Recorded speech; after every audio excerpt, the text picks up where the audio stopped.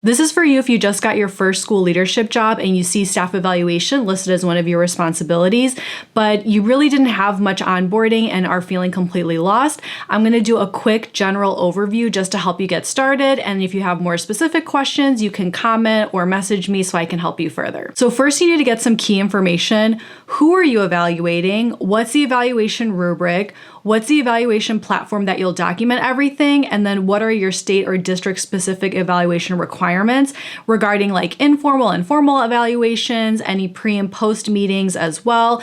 Basically, you need to find out how many, how frequently, and does it change based on if the staff is tenured or not. Now that you have all that information, you need to start setting up your process. And this is what I would recommend you do.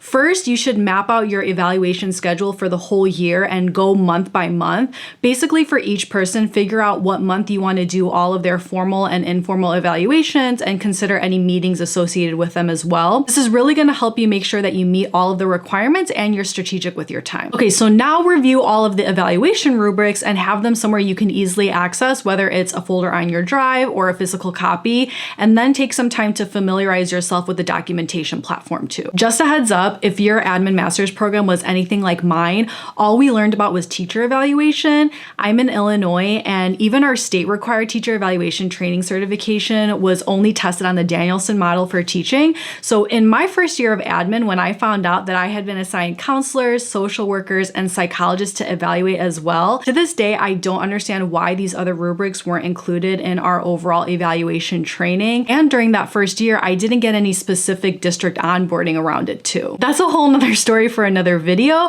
but my point is, make sure that you find the evaluation rubrics that are specific to each role. Finally, start to think about how you can make the evaluation experience as transparent and customized to the staff member. So for example, with transparency, it's all about the communication. Are you communicating everything that they need to know about the evaluation that's going to happen over the year before everything starts? And then throughout the year, are you communicating what evidence you already have, or maybe what evidence you still need to get to ensure a fair final rating? Personally, I don't think it's fair to give someone a lower rating just because you didn't see it in one or two observations. I really believe that you need to give everyone a fair chance to show the full scope of their performance. And to me, that includes letting them know maybe what evidence you don't have yet so they have an opportunity to present that to you. And then with customizing, ultimately the goal of evaluations is to improve their performance, which can then better support students. So I found it very helpful to learn how my staff like to receive feedback.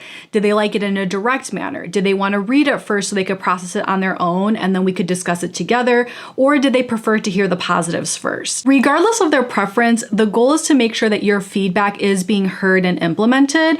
And I just found it so much better to be able to learn their styles before any feedback was actually given so that each evaluation meeting could be really productive. Of course, this doesn't cover everything, but I hope it can at least give you some sort of direction. But please let me know, what other questions do you have about staff evaluation? And also, what other topics would you like to see covered in this series?